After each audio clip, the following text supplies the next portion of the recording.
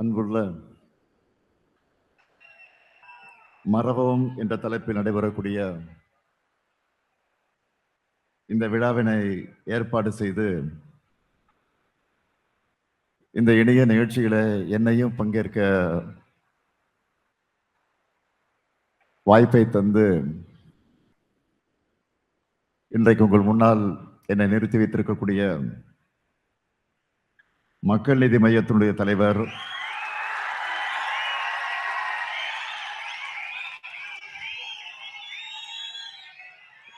மாநிலங்களவை உறுப்பினர் என்னுடைய மதிப்பிற்குரிய திரு பல்வேறு பணிகள் இருப்பினும் நம்மவர் மீதும் நம்மீதும் கொண்ட அன்பின் காரணமாக அன்பை தவிர்க்க முடியாமல் நம்மை நாடி வந்திருக்கும் நம் திராவிட ஞாயிறு தமிழ்நாடு முதலமைச்சர் மாண்புமிகு முத்துவேல் கருணாநிதி ஸ்டாலின் அவர்களுடைய தலைமை உரை இதோ உங்களுடைய மிகுந்த அன்பின் வரவேற்போடு.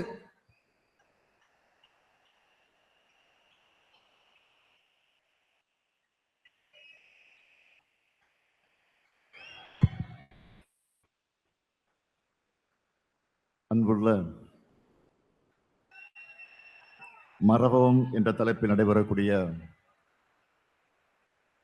இந்த விழாவினை ஏற்பாடு செய்து இந்த இணைய நிகழ்ச்சியில என்னையும் பங்கேற்க வாய்ப்பை தந்து இன்றைக்கு உங்கள் முன்னால் என்னை நிறுத்தி வைத்திருக்கக்கூடிய மக்கள் நீதி மையத்தினுடைய தலைவர்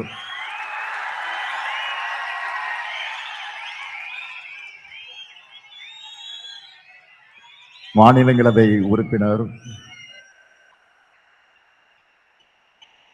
என்னுடைய மதிப்பிற்குரிய திரு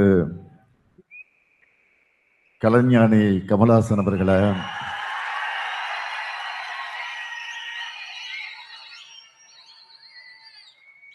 வருகை இருக்கக்கூடிய அமைச்சர் பெருமக்கள் நேரு அவர்களே, மூர்த்தி அவர்களே, பிடிஆர் பழனிவேல்ராஜன் அவர்களே, தோழமை கட்சியினுடைய தலைவர்கள் அன்புக்குரிய திரு செல்வ பெருந்தகை அவர்களே, அருமை அண்ணன் வைகோ அவர்களே, தோழர் சண்முகம் அவர்களே, தோழர் வீரபாண்டியன் அவர்களே, தகைசால் தமிழர் ஐயா காதர் மொய்தீன் அவர்களே, எழுச்சி தமிழர் என்னுடைய இனிய சகோதரர் தொல் திருமா அவர்களே, பேராசிரியர் ஜவஹர்லால் அவர்களே, அன்புக்குரிய சகோதரர் வேல்முருகன் அவர்களே, நாடாளுமன்ற உறுப்பினர்களே, சட்டமன்ற உறுப்பினர்களே, மக்கள் நீதி மையத்தினுடைய பொதுச் செயலாளர் திரு அருணாச்சலம் அவர்களே,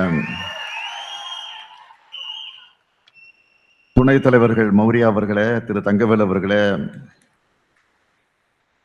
உள்ளாட்சி அமைப்புகளின் பிரதிநிதிகளை, தோழமை கட்சிகளின் நிர்வாகிகளை, பத்திரிகை மற்றும் ஊடகத்துறை சார்ந்த நண்பர்களே, உங்கள் அனைவருக்கும் என்னுடைய அன்பான மாலை வணக்கம்.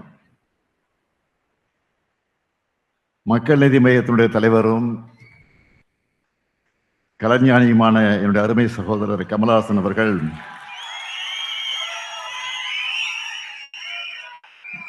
மரபம் என அவருக்கே உரிய பாணியில் தனித்துவமாக சிறப்பாக நடத்துகிற இந்த நிகழ்ச்சியில பங்கேற்பதில் நான் உள்ளபடியே பெருமைப்படுகிறேன், மகிழ்ச்சி அடைகிறேன்.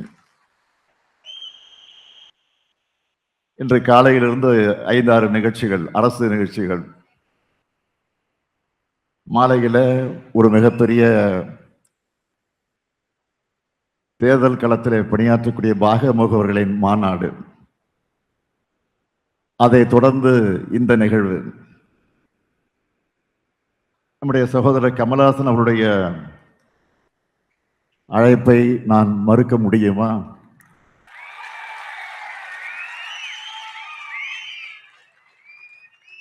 நான் எண்ணி பார்க்கிறேன், முரசொலியினுடைய பவள விழா நிகழ்ச்சியில் அவர் கலந்து கொண்டு அவர் ஆற்றிய அந்த உரையும் இதுவரையில் என்னால் மறக்க முடியாது. அந்த நட்பு உணர்வோடு தான், சகோதர பாசத்தோடு தான் இந்த நிகழ்ச்சிக்கு நான் வந்திருக்கிறேன். திரு கமல் அவர்கள் திரைப்படத்தில் ஒரு டைலாக் பேசியிருப்பார், மறதி ஒரு தேசிய வியாதின்னு.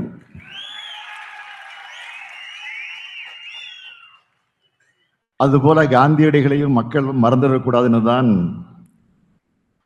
காந்தியின் வாழ்க்கையில பெரிய திருப்பு முனையை மனமாற்றத்தை ஏற்படுத்தின மதுரை மண்ணில் மறவோம் என்கிற நிகழ்ச்சியை அவர் ஏற்பாடு செய்திருக்கிறார். காந்தி என்றதும் நம் மனசுல என்ன தோணும்? அவர் அரையாடை அணிந்து மேலே ஒரு துண்டோடு இருக்கிற எளிமையான உருவம்தான் எல்லார் மனசிலையும் தோன்றும். அப்படி அவர் அரையாடைக்கு மாறிய மண் தான் இந்த மதுரை மண். அப்படிப்பட்ட மதுரையில, அதுவும் காந்தி அருங்காட்சியகத்துல இந்த நிகழ்ச்சி நடைபெறுகிறது. ராணி மங்கம்மாள் அவர்களால் கட்டப்பட்ட அரண்மனையில் இந்த அருங்காட்சியகத்தை அமைத்து இந்தியாவுடைய முதல் பிரதமராக இருந்த நேரு அவர்கள் தான் அதை திறந்து வைத்திருக்கிறார். இப்போ நம்முடைய திராவிட மாடல் ஆட்சி அமைஞ்சு இந்த அருங்காட்சியகத்தை புதுப்பிக்கும் பணிகளுக்காக 10 கோடி ரூபாய் செலவில் அந்த பணி நடந்து கொண்டிருப்பதை நீங்கள் பார்த்து கொண்டிருக்கிறீர்கள். இந்திய நாட்டில் காந்திக்காக அமைக்கப்பட்ட முதல் அருங்காட்சியகம் இதுதான். அண்ணல் சுடப்பட்ட அணிந்திருந்த இரத்தக்கரை படிந்த வேஷ்டி இங்கேதான் இருக்கு. அவர் பயன்படுத்தின பொருட்கள் எல்லாம் இங்கே இருக்கு. காந்தியடிகளை தமிழர்கள் மறவோம் என்பது அடையாளம்தான் இந்த அருங்காட்சியகம். இந்த நேரத்தை தந்தை பெரியார் அவர்களை நினைச்சு பார்க்கிறேன். அண்ணல் காந்தியினுடைய அடியொற்றி அரசியல் களத்துக்கு வந்தவர் தந்தை பெரியார் அவர்கள். பின்னாளில் காந்தியோட பல விஷயங்கள்ல முரண்படவும் செஞ்சார். ஆனால் அண்ணல் காந்தியடிகள் ஒரு பயங்கரவாதியால அநியாயமாக சுட்டுக் கொல்லப்பட்டப்போ தந்தை பெரியார் தான் இந்திய நாட்டுக்கு காந்தி தேசம்னு பெயர் சூட்டணும்னு உணர்ச்சி பொங்க பேசினார். காந்தியடிகள், தந்தை பெரியார் இந்த இரு ஆளுமைகளையும் எல்லா மேடைகளையும் நம்முடைய அருமை சகோதரர் கமல்ஹாசன் அவர்கள் நினைவு கூறாமல் இருக்கவே மாட்டார். தன்னுடைய தந்தை காந்தியை தொட்டு அவரிடம் காலனா நிதி அளிச்சதா பெருமையோடு அவர் சொல்லி இருக்கிறார். நான் இந்த நிகழ்ச்சி எப்படி பார்க்கிறேன் என்று சொன்னால், தன்னோட ஹேராம் படத்திலையும் காந்தியடிகளை கொல்லணும்னு கிளம்புற ஒரு கதாபாத்திரம் இறுதியில திருந்துவதை காட்டியிருப்பார். வெறுப்பரசியல மூர்க்கமாக திணிக்கிற ஒரு கட்சி, ஒரு கொள்கை ஒன்றியத்துல ஆளும் காலத்துல காந்தியத்தை நம்ம நாடு இருக பற்றி கொள்ளணும்னு வலியுறுத்துற நிகழ்வு தான் இந்த நிகழ்வு. கமல் அவர்கள் அடிக்கடி சொல்வது போல, நாமும் காந்திய பிறரில் தேடாமல் காந்தியாக மாறுவோம், இதனை மறவோம் என்பதற்காகவே இந்த நிகழ்ச்சி. எல்லா மாற்றங்களும் தன்னிலிருந்து உருவாகணும்னு சொன்னவர் காந்தியடிகள். அதைத்தான் நம்முடைய கமல் அவர்களும் சொல்றார். எனக்கு எழுதின கடிதத்தில் கூட இன்றைய இந்தியா உலகம் எதிர்கொள்ளும் முரண்கள், தனி வாழ்வில் ஏற்பட்டிருக்க சவால்கள் ஆகியவை காந்தியாரின் தேவையை முன்னெடுப்பதையும் விட அதிகரிச்சிருக்குன்னு கமல் அவர்கள் குறிப்பிட்டிருந்தார். காந்தியடிகளை மக்களோட மனசுல இருந்து எப்படியாவது அகற்றிட வேண்டும் என்று இன்றைய ஒன்றிய அரசு, பாஜக அரசு திட்டமிட்டு துடிச்சுக்கிட்டு இருக்கு. காந்திய கொள்கைகளை அழிக்கணும்னு என்ற நிலையிலிருந்து இப்ப காந்தி என்கிற பேரே இருக்கக்கூடாதுன்னு என்கிற அந்த இடத்திற்கு அவங்க நகர்ந்திருக்காங்க. அதுக்கு எடுத்துக்காட்டு தான் 100 நாள் வேலை திட்டத்திலிருந்து காந்தியடிகள் பேரை நீக்கினது. அடுத்து கரன்சி நோட்ல இருந்தும் காந்தி படத்தை எடுத்தாலும் எடுத்துருவாங்க.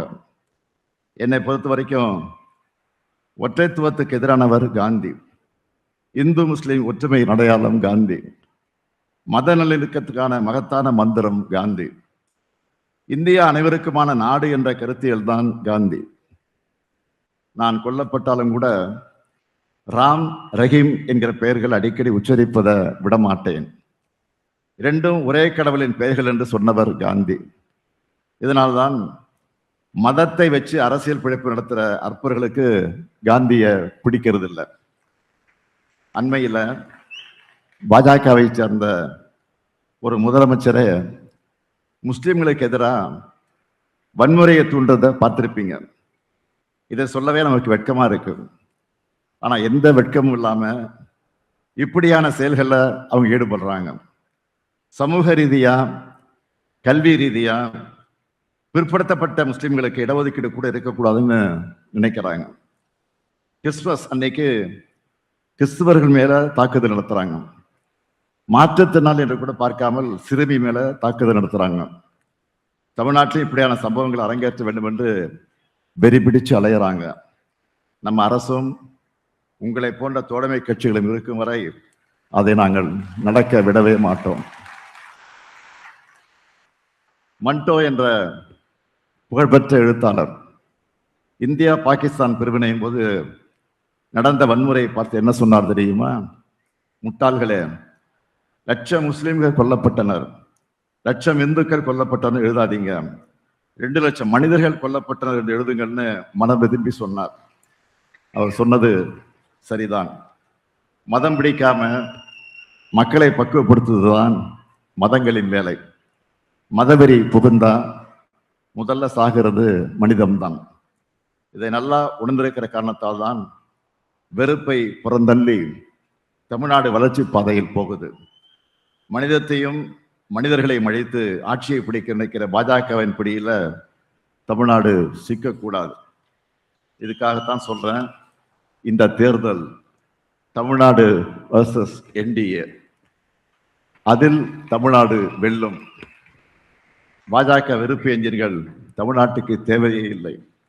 காந்தியடிகளின் மத நல்லிணக்கமும் தந்தை பெரியாரின் பகுத்தறிவு, சமூக நீதி பார்வையும் தான் தமிழ்நாட்டுக்கு தேவை, இந்தியாவுக்கும் தேவை. அந்த அடிப்படையில் தான் மதச்சார்பற்ற முற்போக்கு கூட்டணியில் சகோதரர் கமலஹாசனின் மக்கள் நீதி மையமும் இணைந்திருக்கு. சிலர் சொல்லுவாங்க, சகோதரர் கமல் பேசுறது எங்களுக்கு புரியலன்னு. அவங்களுக்கு புரியாம இல்லை, ஆனா புரிஞ்சிக்க கூடாதுன்னு நினைக்கிறாங்க. மீடியா மைக் முன்னால புலம்பிட்டு இருந்தவங்க இப்ப பார்லிமெண்ட் மைக்கிலையும் சகோதரர் கமல் புலம்பு வச்சுட்டாரு. இப்போ அதுக்காக என்னுடைய பாராட்டுக்கள், வாழ்த்துக்கள். அது மட்டுமல்ல, அவர் தொடங்கின மக்கள் நீதி மையம் 9ஆம் ஆண்டுல அடியெடுத்து வச்சிருக்கக்கூடிய இந்த வேளையில சமநீதிக்காகவும் சமூக நீதிக்காகவும் உங்கள் குரல் தொடர்ந்து ஒலிக்கட்டும் என வாழ்த்துகிறேன். அன்பின் பாதை சேர்ந்தவருக்கு முடிவே இல்லையடா என்பது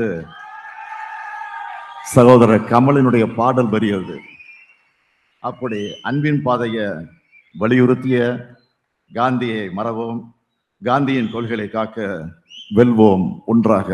நன்றி, வணக்கம்.